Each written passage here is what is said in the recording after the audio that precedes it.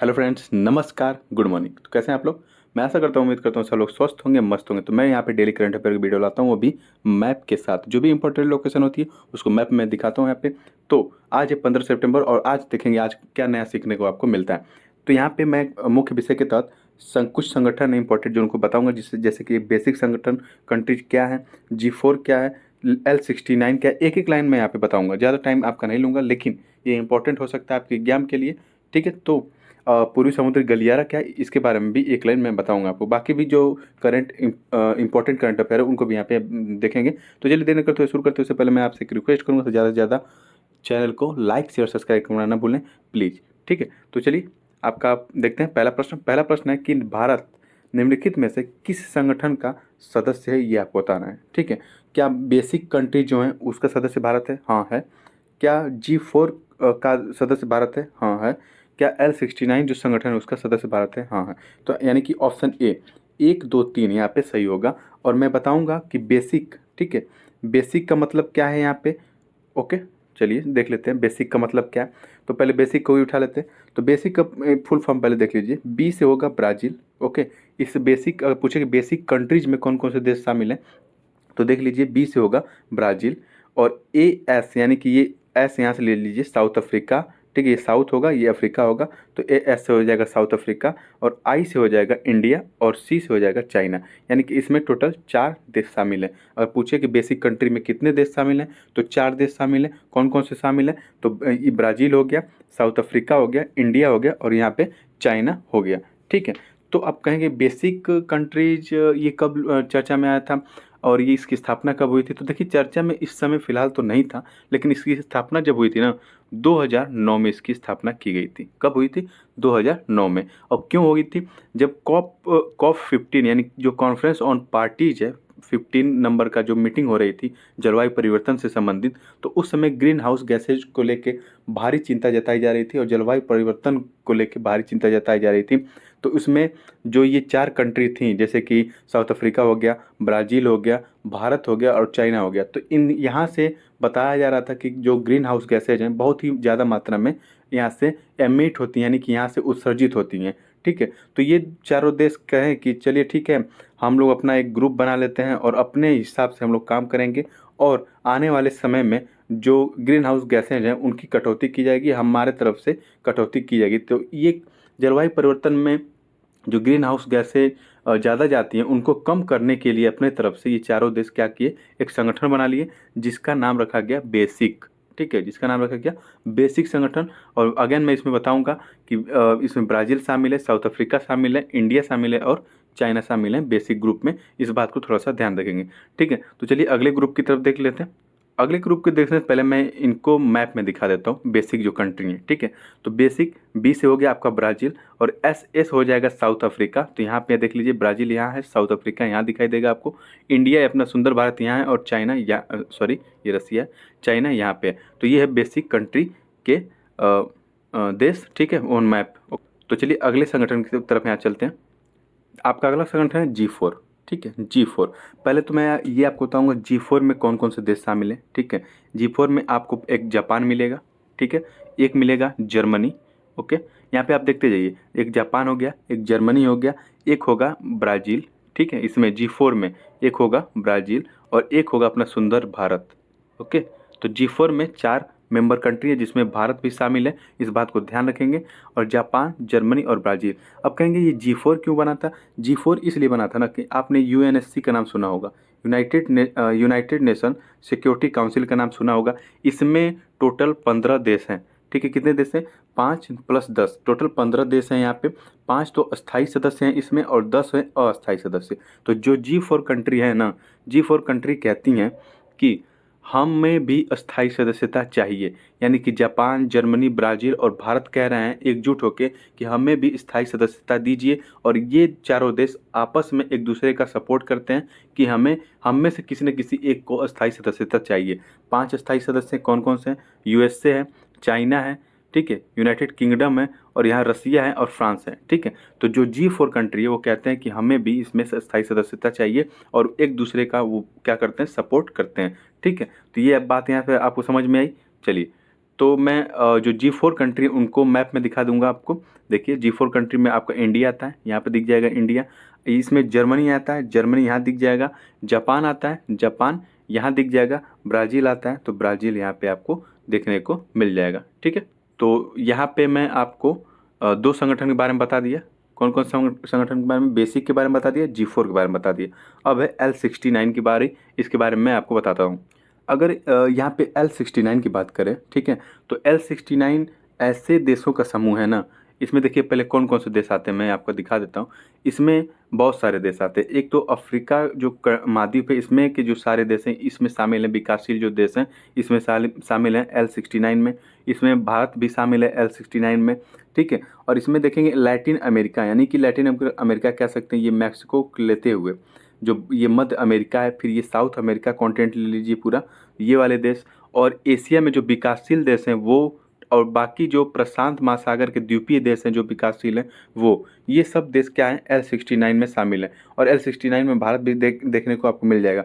इसका उद्देश्य क्या था? ये भी यही कहते हैं कि UNSC जो है ना, जो UNSC है, इसमें अस्थायी सदस्यता में सुधार करनी चाहिए। ठीक है, तो इस बात को ध्यान रखेंगे। UNSC की बात G4 भी करता है और L69 भी करता है, तो इस बात को आप ध्यान देंगे। ठीक है, तो फिलहाल इसका सही जवाब था ऑप्शन ए, 1 2 3। यहाँ पे तीनों संगठनों का सदस्य भारत है, इस बात को ध्यान रखेंगे। चलिए आगे चलते हैं अगले प्रश्न की तरफ। तो एक आपका मुख्य विषय हो गया, बाकी दूसरा जो मुख्य विषय मैं उस पर पहले चर्चा कर देता हूँ आपका।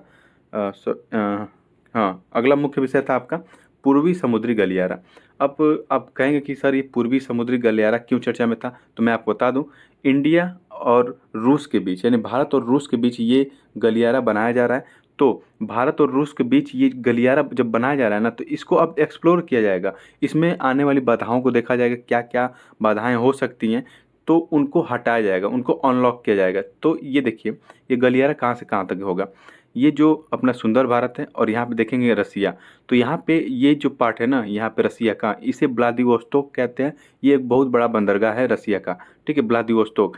तो यहाँ से, ठीक है, यहाँ से आपको इंडिया के ये चेन्नई वाले पार्ट को, चेन्नई यहाँ पड़ेगा, तो इंडिया के चेन्नई वाले पार्ट को जोड़ना है, और इसी को पूर्वी समुद्री कह सकते हैं, ईस्टर्न मैरीटाइम, पूर्वी समुद्री गलियारा, ईस्टर्न मैरीटाइम कॉरिडोर इसको कहा जा रहा है। ठीक है, तो इसलिए चर्चा में था।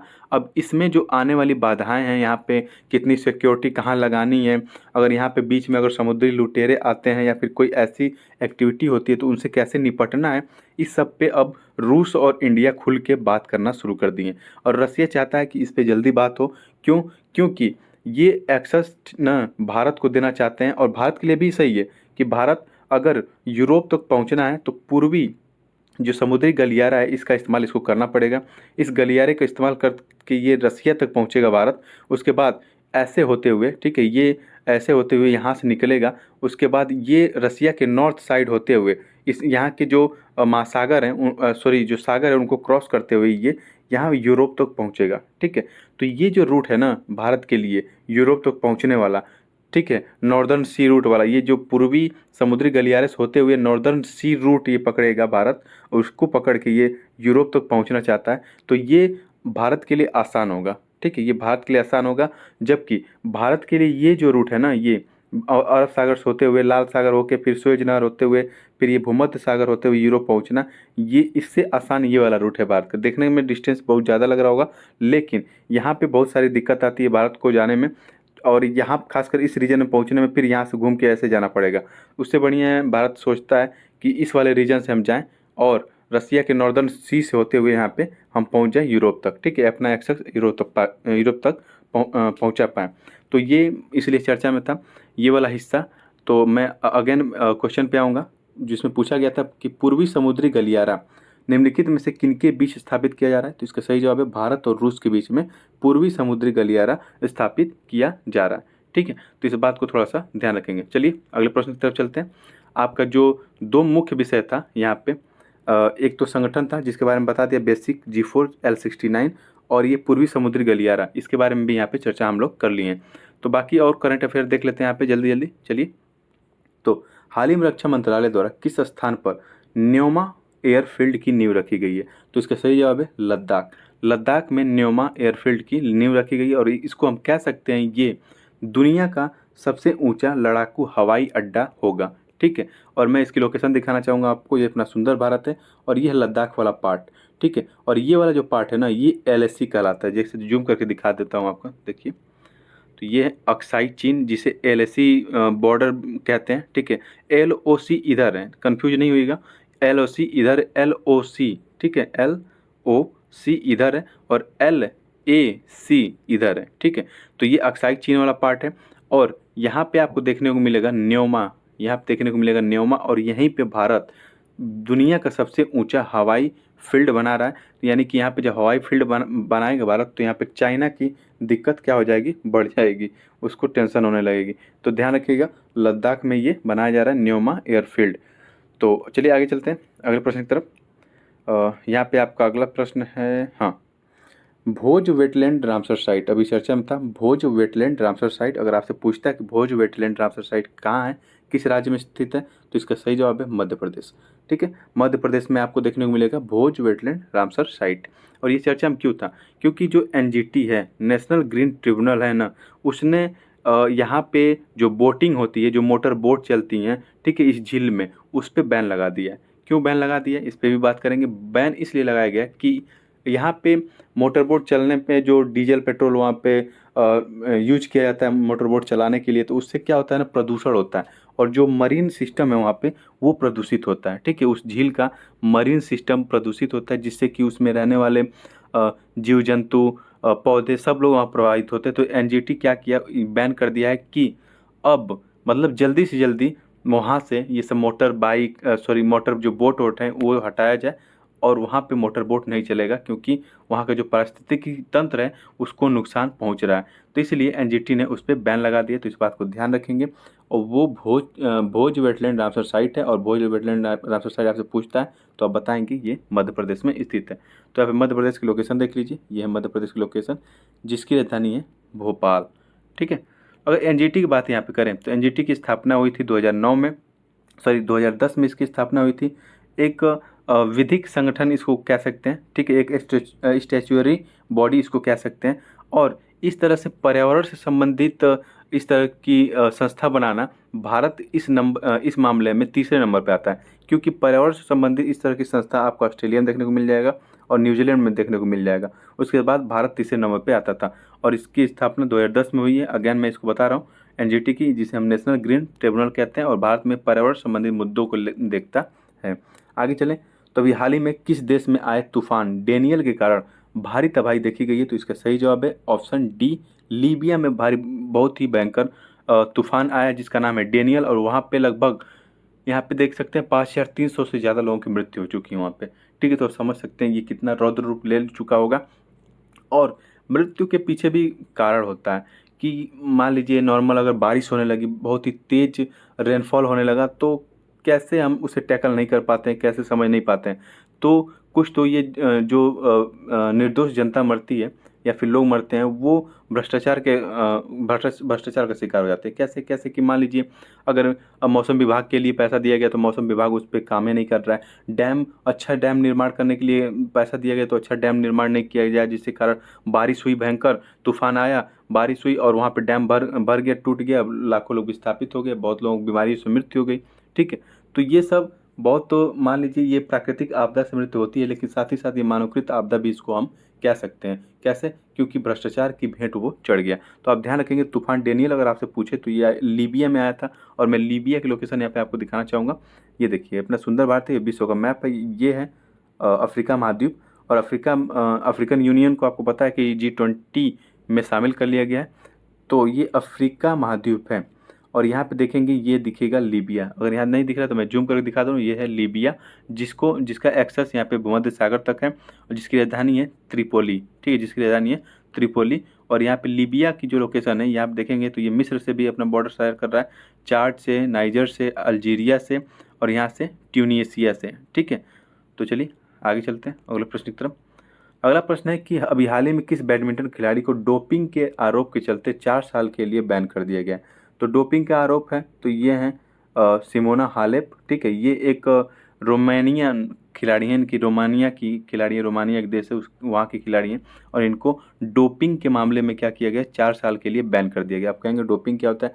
डोपिंग जैसे कि कोई ऐसा पदार्थ का सेवन करना या फिर कैसे ड्रग का सेवन करना जिससे कि आपकी ऊर्जा मतलब आपकी जो capacity, normal capacity, natural capacity है, उससे वो ज़्यादा हो जाता है। जैसे मान लीजिए आप दौड़ने गए, ठीक है, आपको कोई रनिंग करना है, आपको उसमें फर्स्ट रैंक लाना है या फिर पास होना है, तो आपके पास उतनी कैपेसिटी नहीं है कि मैं दौड़ पाऊँ, तो कोई दवा खा के आप चले गए, ठीक है, जिससे कि आपकी कैपेसिटी बढ़ गई और आप दौड़ पास करके निकल गए। तो ये एक तरह से क्या होता है कि ये गलत होता है, क्योंकि जो आम लोग और लोग दौड़ रहे होते हैं उनके साथ तो ये गलत है ना, कि आप वो नेचुरल तरीके से दौड़ रहे हैं, उनके पास जो कैपेसिटी है, और आप क्या कर रहे हैं, दवा खा के दौड़ रहे हैं। तो इसे बोलते हैं डोपिंग। तो बहुत लोग टैबलेट के तौर पे इस दवा का इस्तेमाल करते हैं, और बहुत लोग क्या करते हैं, डायरेक्ट इंजेक्शन के माध्यम से अपने बॉडी में इंजेक्ट कर लेते हैं, डायरेक्ट ब्लड में, ठीक है, जिससे कि उन्हें त्वरित एनर्जी मिलती है। तो इसी डोपिंग मामले में फंसी हैं सिमोना हालेप, और ये रोमानिया की खिलाड़ी हैं, और इनके ऊपर 4 साल का बैन लगा दिया गया है, ठीक है। तो आगे चलिए अगले प्रश्न की तरफ। हाल ही में जारी एडीआर की रिपोर्ट के अनुसार किस राज्य के सांसदों के खिलाफ सर्वाधिक आपराधिक मामले दर्ज किए गए हैं? तो इसका सही जवाब है ऑप्शन डी, केरल के जो एमपी हैं, यानी कि मेंबर ऑफ पार्लियामेंट है, उनके वहाँ पे कहा जा रहा है कि सर्वाधिक मामला उनके खिलाफ दर्ज किया गया है, ठीक है। अभी भी जितने भी मेंबर ऑफ पार्लियामेंट हैं पूरे भारत में, उसमें से 40% ऐसे मेंबर ऑफ पार्लियामेंट यानी कि सांसद हैं जिनके अगेंस्ट, जिनके विरुद्ध क्या चल रहा है, क्रिमिनल केस चल रहा है। हालांकि क्रिमिनल केस चलना और क्रिमिनल ठहराए जाना दोनों अलग बात होती है। तो अभी केस उन पे चल रहा है, अब ऐसे 40% संख्या है, ठीक है, सांसदों की, इस बात को ध्यान रखेंगे। और जो एडीआर की रिपोर्ट कहती है, इस रिपोर्ट के अनुसार सबसे ज़्यादा सांसद केरल में ऐसे हैं जिनके खिलाफ यहाँ पे आपराधिक मामले चल रहे हैं, ठीक है, इस बात को थोड़ा सा ध्यान रखेंगे। तो देखिए 29 मेंबर ऑफ पार्लियामेंट केरल में हैं, जिसमें से 23 लोग ऐसे हैं जिनके खिलाफ यहाँ पे आपराधिक मामला चल रहा है। और यहाँ पे मैं केरल की लोकेशन आपको दिखा देता हूँ। ये देखिए अपना सुंदर भारत है, और यहाँ पे दिखेगा केरल, जिसकी लोकेशन यहाँ पे दिखेगी आपको, जिसकी राजधानी है तिरुवनंतपुरम।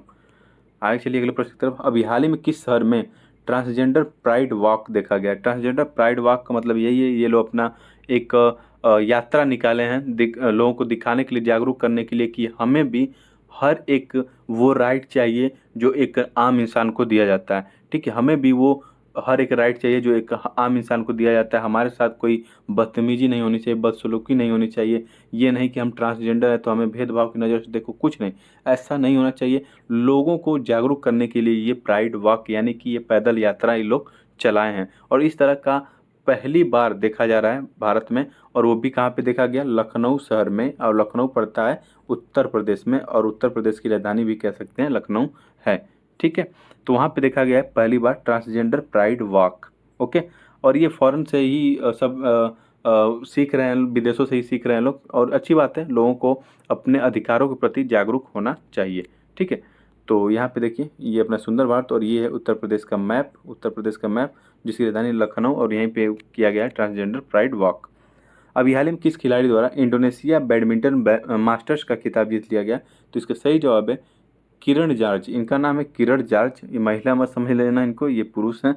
तो किस खिलाड़ी द्वारा इंडोनेशिया बैडमिंटन मास्टर जीता गया? तो किरण जॉर्ज द्वारा जीता गया। इंडोनेशिया की बात कर लें यहाँ पे, तो मैं लोकेशन दिखाना चाहूँगा, ये देख सकते हैं, ये अपना सुंदर भारत है, और यहाँ पे दिखेगा आपको इंडोनेशिया, ठीक है। अभी इंडोनेशिया के जकार्ता में ही आसियान का शिखर सम्मेलन यहाँ पे हुआ था।